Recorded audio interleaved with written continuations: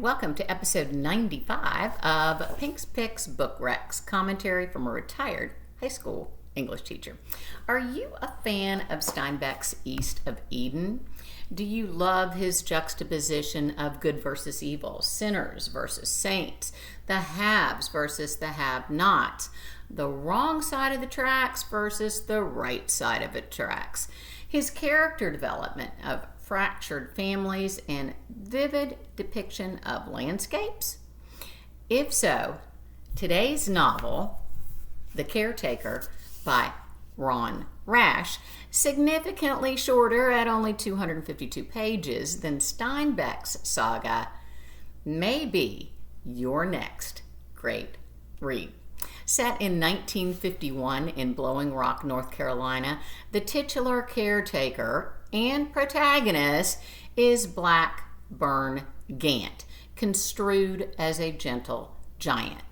His face was terribly disfigured following a bout with polio, so despite his kind demeanor, most townfolk avoid looking at him, some, sadly, even turning away in disgust. At 16, when his parents moved away without him, Blackburn became the sole caretaker of the cemetery perched above town. He liked the job and living in the small caretaker's cottage because the dead could do nothing worse than the living had already done. When Jacob, Blackburn's only friend, deploys to Korea, he asks Blackburn to look after Naomi, Jacob's pregnant wife.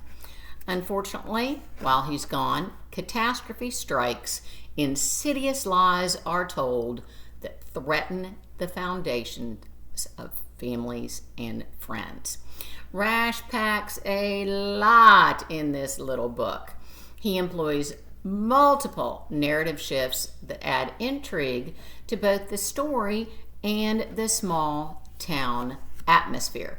Not only does the author include Blackburn's, Jacob's, and Naomi's points of view, but he also adds the perspectives of Jacob's parents, the town doctor, and the owner of the telegraph office. Rash's themes of lies, deceit, discrimination, family, and friendship are accompanied by those of blackmail, bullying, manipulation, war wounds, disability, abandonment, grief, education, and lack thereof, and dating. Rash's language and diction are exceptional. I love his use of literary and film references to Swift, Keats, Shakespeare, and appropriate thematically and for the time period to Hitchcock's Strangers on a Train. The latter is part of a larger locomotive motif. My favorite example includes the simile, "There were so many lies to keep straight and more would come, like a long line of boxcars on a steep grade. Just one unhitched could cause disaster." I love Rash's depiction of the cemetery primarily as a place of peace and refuge, and his diction specific to headstone designs, which some I'd never heard before: obelisks, volutes, spandrel, colonnette, and bifold. Rash also, like Steinbeck, paints vivid descriptions of landscapes to further atmosphere, establish tone, create contrast, and foreshadow disaster. In Korea, in the midst of conflict, Jacob's view and conditions are presented alliteratively and metaphorically. The soundless snowscape, silvered crystals atop the river, shimmering beauty, where the cold did more than seep into his skin.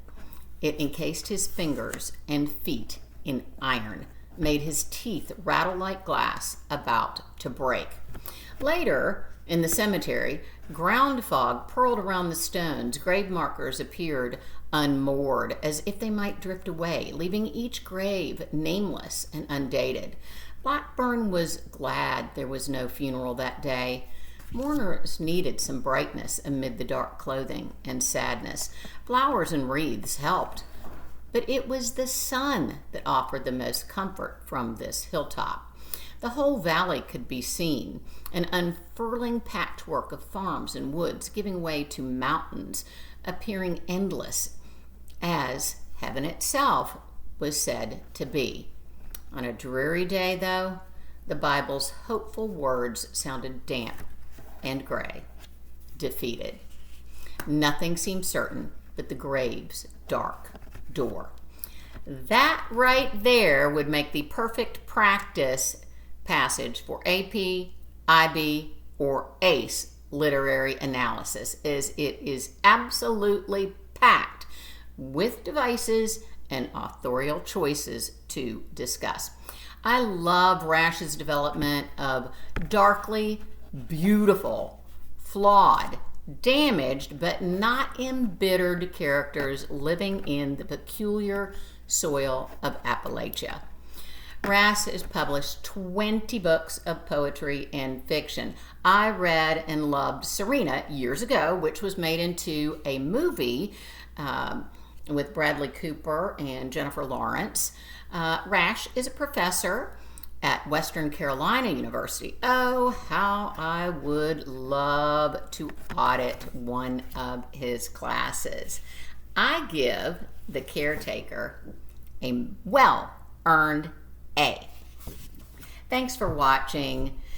Until next time, please stay safe, make good choices, and do your homework. Bye-bye.